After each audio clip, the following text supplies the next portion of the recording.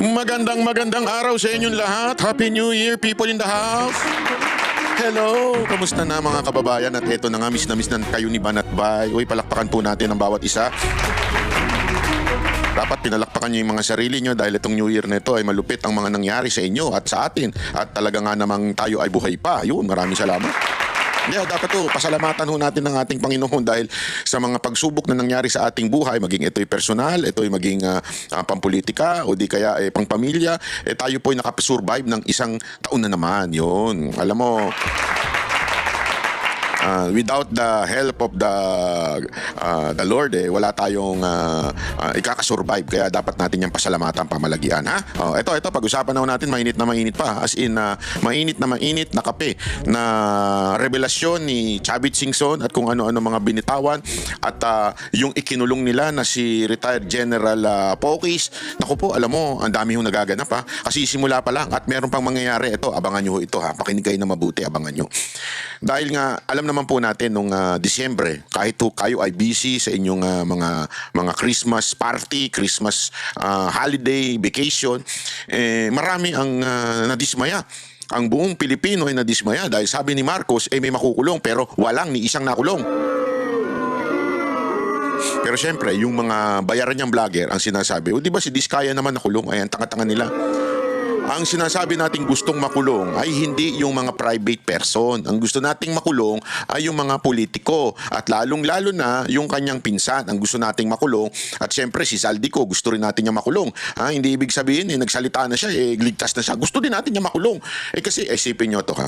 Ang bilis nilang kumilos pagkakalaban sa politika. Pero pagdating sa katulad ng nila Zaldico, nila Romualdez, abay, ang bagal-bagal. Di ba ho? Yun ang gusto nating makulong. Kaya nga maraming na frustrate nitong Disyembre, tapos may nagusog pa Hindi, Pasko na. Ay, sa bagong taon na, sabi ko naman, pagalaw ng pagalaw. Tapos na ho yung bagong taon, mga kababayan, at wala pa rin pong nakukulong. Abay, may ibig sabihin na po noon, talagang ang mga Pilipino ay nalungkot dahil, sandali, tangina, tinatarantado mo talaga kami. Yeah? Binudol mo na nga kami noong 2022, bubuduli mo na naman kami ngayon. Binudol mo na nga kami sa 20 pesos na bigas, ngayon bubuduli mo na naman kami. Na kayo may makukulong, walang nakulong. Kaya nga mga kababayan, meron akong nabalitaan. Pag-uusapan natin yan, unya-unya. May nabalitaan ako na may dalawang ikukulong na senador. Na may dalawang parabagang panakipbutas. Para mawala doon sa issue na wala siyang naikulong. Merong ipakukulong na dalawang senador. Mamaya pag-uusapan natin yan. Pero ang unang nakulong, ngayon, nakulong, nung kahapon, walang iba kung hindi ang isang nagpoprotesta laban sa korupsyon. Yung pang nakulong, nakutang na. Doon ka talaga mabibwisit sa bayan natin, Nantakin mo, kung sino pa yung lumalaban sa korupsyon, siya pa yung nakulong. Yung mga korap, abay malaya. Yung mga korap ay masayang nagdidiwang ng kanilang Pasko at bagong taon sa iba't ibang bansa. Di ba?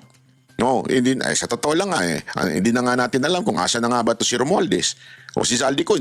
Sabi nila, kansilado na yung passport niya, makakauwi na yan, kung ano-ano sinasabi, mahuhuli na yan, ma-Interpol na yan. Di ba yung paulit-ulit na sinasabi? May nangyari ba? Wala pa rin. Ako po. At ang nakulong, walang iba kung hindi lumalaban sa korupsyon. Walang iba kung hindi si retired General Pokis. Buti na lang at na kapag bail siya, na nabayaran niya po yung nakapagpiyansa siya para makalaya po siya. Kasi sa totoo lang, ako nung tinitingnan ko at yung inaaral ko yung mga sinabi niya, parang wala naman ako nakitang mas malala pa doon sa sinasabi ng mga makakaliwang terorista. Kasi lagi lang naman niya sinasabi, dapat maging transparent at nagagalit na ang taong bayan, pero wala ho siyang ginawang panggugulo. As a matter of fact, di ba sinabi ko nga sa video ko kahapon, habang tayo ay nasa park dito sa Tokyo, sabi ko doon mas malala pa nga yung mga makakaliwang grupo ng mga komunista, terorista. Pag sila nagsalita talagang ibagsak, di ba? Ganun sila itong grupo ni General Pokis, wala akong ganyang klaseng pagsasalita. As a matter of fact, ingat na ingat po yung grupo na yan. Pag nasa rally, di ba, nasamahan po natin yung isang rally na yan. At sila po ingat na ingat. Meron pa silang mga warning na nung pinagsalita tayo, walang Marcos resign. Yung mga ganyan ba, napakaingat po nito mga to. Pero bakit yan ang inuna?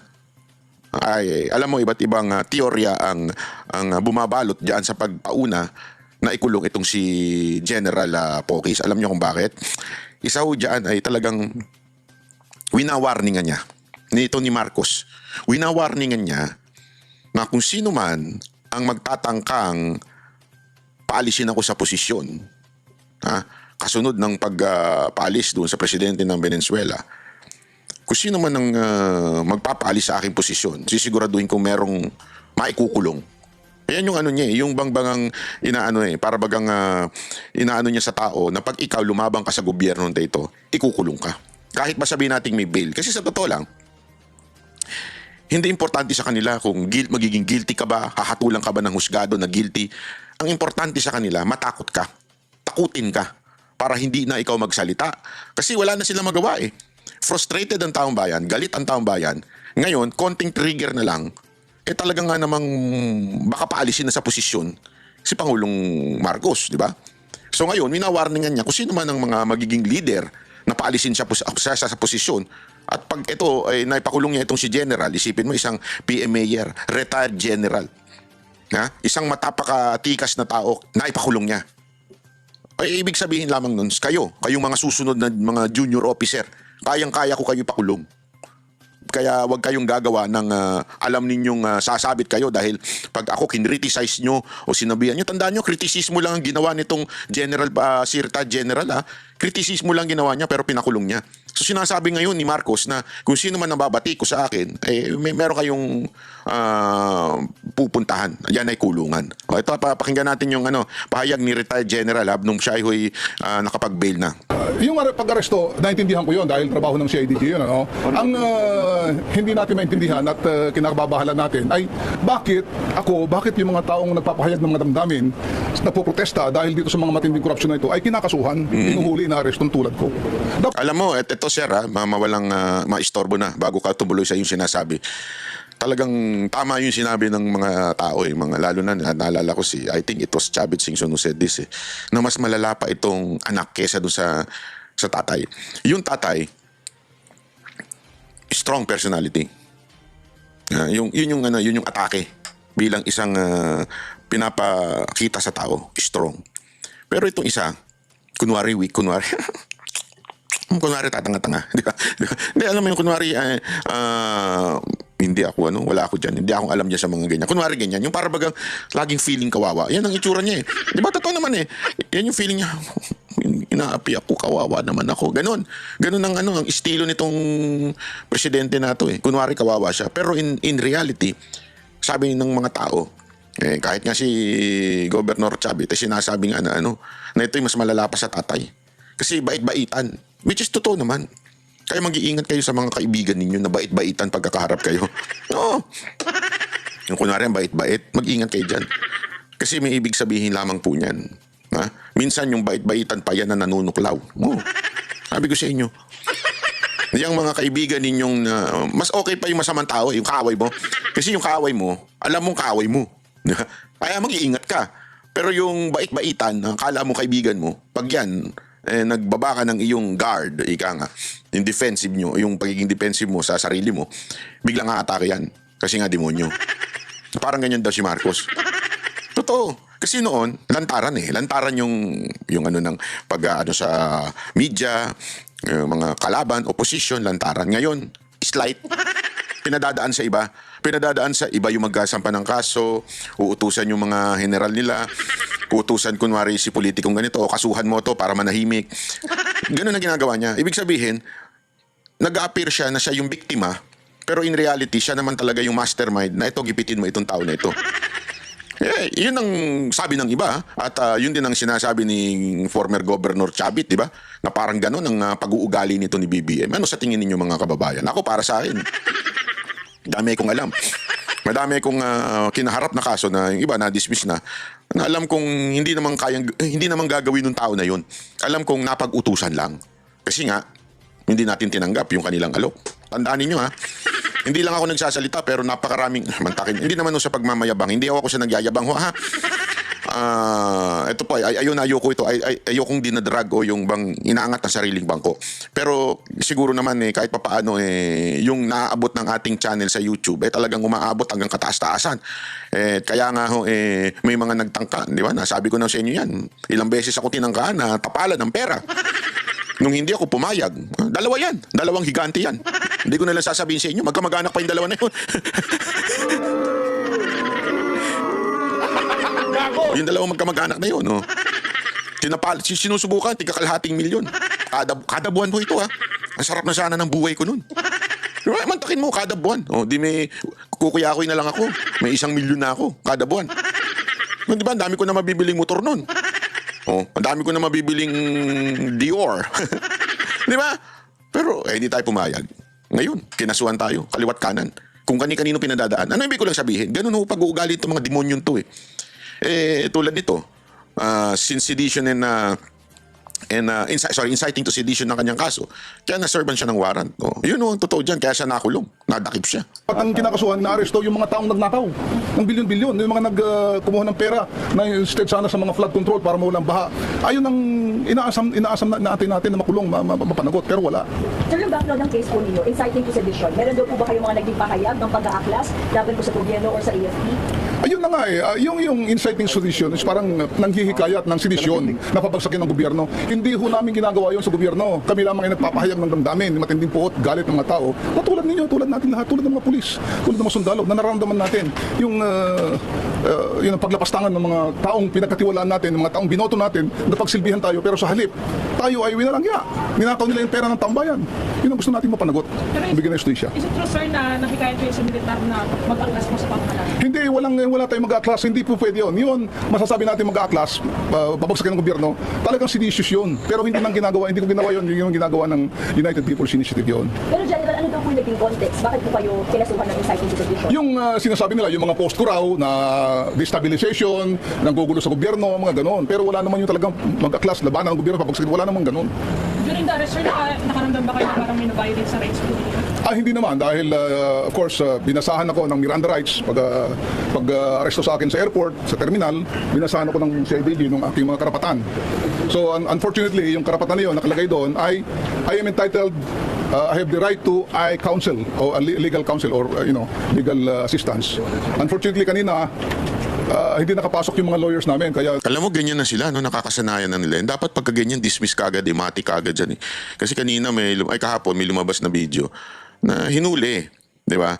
Matik yun Yung Miranda rights, kailangan may present lawyer ka pagka dinakip ka, di ba? O at least man lang pinasunod, di ba? Siyempre, right then and then, hindi pwede. Alam naman, antayin muna yung lawyer mo bago ka dakpin. Hindi pwede yun.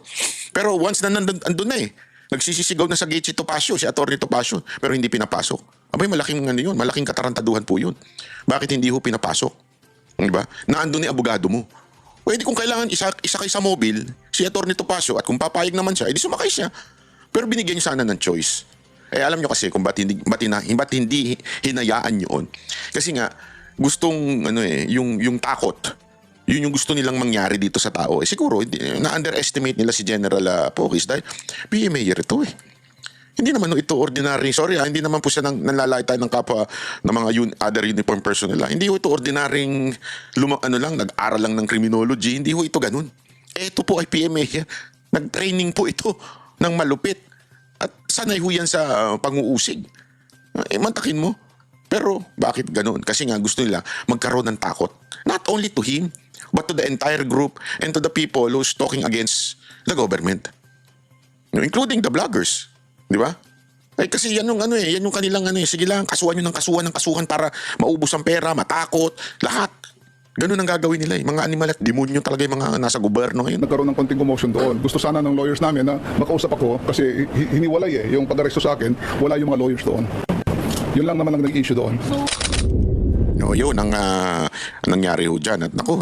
Alam mo, ito gusto ko lang itong importante kasi itong maintindihan natin itong revelasyon ni Governor Chavit, di ba? Na yung favorite contractor ni Marcos, lumobo ang proyekto. Ito yung hindi ko magets Tama si si retired General Pocis. Ito yung mga matitindi yung ginawa. Bakit hindi ito yung kasuhan? Hindi ito yung ipakulong. Pero ang ipapakulong mo yung bumabatikos. Napakamalaking katarantaduhan nun, mga kababayan. Tingnan ninyo kung gaano katindi nito. Malalim daw ang ugnayan ni na PBBM at ng kanyang umanong paboritong contractor sa Ilocos Norte. Mula nang maupo ang Pangulo, lumobo raw ang mga kontratang nasusungkit ng kumpanya mula sa gobyerno. Ang detalye sa exclusive agenda report ni Joash Malimban. Tila mayroon daw favorite contractor si Pangulong Bongbong Marcos sa Ilocos Norte. Yan ang inilahad ni former Ilocos Sur Governor Chavit Singson sa isang press conference ngayong araw. Ang contractor daw na ito, walang iba kundi ang Megapolitan Builders and Construction Supply. Bawal yan, pero paborito na ng kontraktor. Karamihan, bilyon ang binigay sa kanya. Noong konsel pa lang itong si Alcid, kontraktor na, paborito na ni Bongbong Marcos sa kontraktor ito. So, wala na silang hiya. Konsyal pa lang, ha? Favorite contractor na ito ni Marcos. Mayor na, binigyan pa ng bilyones na construction. Isipin mo ha, mayor na. Meron, contractor pa rin siya ng gobyerno na pinagbabawal. Ayan po yung napakalinaw ng pagkasabi ni Governor Singson, ni former governor. Mantakin mo, mayor na daw. Itong kaibigan ni Marcos, nakakatanggap pa ng proyekto sa pamahalaan. Allegedly. Ganong katindi. At ito nga, ni-research din mismo ng bilyonaryo. Totoo ba yung sinasabi ni Governor Chavit? Kasi remember ito po'y hindi lang basta-basta akusasyon. Ito po'y may ebidensyang inilabas si Chavit. At pinag-aralan din ng bilyonaryo. Sinisigurado, totoo ba yan? At ito napatunayan nila. Matindi. Flood control sa Ilocos Norte. Una nang iniulat ng Billionaire News Channel na direktang pagmamayari ni incumbent Lawag City Mayor James Brian Alcid ang Megapolitan Builders. Hanggang sa kasalukuyan, pangalan niya ang nakalagay bilang authorized managing Mayor na yan ha. Tandaan ninyo, pinagbabawal sa batas yan. Even mayor siya pa rin ang managing officer saan ka nakakita nun sa Pilipinas, mga kababayan? Bawal. Bawal. Nasa batas. Politiko ka. Pumasok ka sa proyekto, nasa sa gobyerno, ikaw ang mayor. Anak ng tutsang kalabaw yan. Katarantaduhan, di ba? Tapos ang may ganang pakulong ni Marcos, etong sila Pokis, kagaguhan officer ng kumpanya sa DPWH Contracts. Kahit na 2022 pa siya nagsimulang umupo sa pamahalaan bilang konsehal. Matapos i-endorso ng Team Marcos noong 2025 elections, tinalo niya sa pagkaalkalde ng Lawag City si former Mayor Michael Marcos Kion, isang kilalang kritiko ng pamilyang Marcos. Kahit Nanalo. Tinalo niya isang Marcos na kritiko ni BBM. Ito kaaway ito ni BBM, pero Marcos ito ha. Tinalo. Mantakin mo, natalong isang Marcos doon sa lugar nila. Ano nangyari yun? Tanong natin kay Chairman George Garcia. Alam mo naman yun si Himala, kasalanan ba? Humingi ako sa'yo ng Himala. napinsang buo siya ni PBBM. Sinuri ng Billionaire News Channel ang mga kontratang napanalunan ng Megapolitan Builders. Yan. 2016 hanggang 2025. 2016 hanggang, ayan, Abot sa 334 contracts worth 8.8 billion pesos. 8.8 billion. Wow. Mga kababayan billion ito. Pag 8.8, so sabihin mo na i-round up na natin sa 9. Okay, 9 billion na proyekto. Ibig sabihin yan, 9,000 million. Ganon kalaki yun. Yung 1 milyon na nga lang. Ang hirap ng bayaran sa credit card. Ayan, 900. Ay, 9,000 million. Kasi 9 billion Ang nakubra ng kumpanya. Pero kung hihimayin ito, tila mas malaki pa ng 5 beses ang nakubrang kontrata ng Megapolitan Builders mula 2022 hanggang 2025. 2022, time is 5. Ito hindi ito si Chavit lang. Bilyonaryo isang media na ang naglabas nito. Na talagang nag-time is 5 yung kanyang nakuhang kontrata sa gobyerno. Kaysa 2016 hanggang 2021. From 2016 to 2021, 152 contracts worth 1.9 billion peso. Noong 2016 to 2021, that is more 5 years. Noong panahon ni Pangulong Duterte, meron na ito 1.9. Ito yung mga panahon na alam naman natin, hawak nila ang Ilocos, o mga congressman dyan, mga bata nila. Pero, tingnan ninyo yung susunod Ang nakuha ng Megapolitan. Marami pa sa mga kontrata nito mula 2016 hanggang 2018, naka-joint venture sa iba pang mga kumpanya. O gumamit pa ng ibang di ba? Wait, yan yung ginagawa nila para makalusot joint venture di ba? Gumamit pa sila ng iba kasi siyempre nahiya pa sila kay siguro inisip nila hindi atin itong speaker na ni Duterte. So kailangan medyo palusutan muna natin, di atin to. Pero nung 2022 na, tingnan nyo, garapalan na. Hindi aabot sa 500 million pesos worth of contracts ang napananalunan ng kumpanya sa mga taong ito. Pero pagputok ng 2022, kasabay ng pagiging konsehal ni Alcid at pag-upo bilang pangulo ni PBBM, biglang umakyat sa 917 million pesos ang presyo ng mga kontratang nakuha ng Nako. Megapolitan Builders. Nako. Pagsapit ng 2023, dumoble ito sa 2 billion pesos. 2 billion Dumoble na. Noong unang taon pa lang, pumalo na ng alaki. Ngayon, nung naging 2023 na, dumoble na. worth of contracts muli noong 2024 at 1.8 billion pesos naman noong 2025. Nako. Sa kabuuan, aabot sa 6.9 billion pesos ang presyo ng mga kontratang nakuha Yung kanina kasing almost 9 billion, kasama yung 2021, kasama yung 2016 to 2021. So kung tatanggalin mo yun, ito na daw yung from 2022 hanggang ngayong kasalukuyan, ay 6.9 billion. So i-round up natin 7. So 6.9. kumpanya sa loob lang ng 3 taon mula 2022. Malayong malayo sa 1.9 billion pesos worth of contracts na nakuha nito sa loob ng 5 taon mula 2016. So, imaginein mo malayong malayo from the 5 years na hindi si BBM ang presidente, at nung naging presidente in 3 years, ang laki ng nilobo. Ano ibig sabihin nun? Hindi. Tanga na lang ang magsasabing, it's a coincidence. Ano kayong sasabihin ni Auntie Claire? Ayan na lumalabas na. Sasabihin niya, walang kinalaman si BBM dyan. Singhot pa ng utot. Yan naman ang ginagawa ng mga ano ngayon Singhot ng utot ni BBM.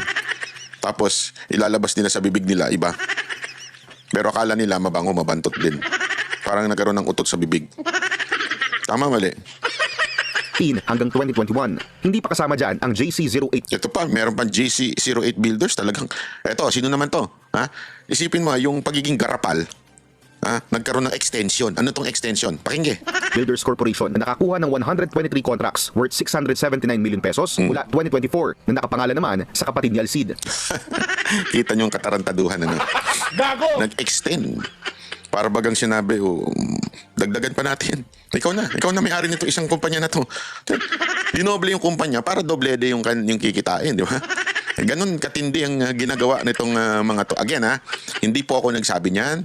Hindi po ako nag-akusa niyan. Nag-akusa po niyan si Chavit Singson. At ito naman, report ng bilyonaryo.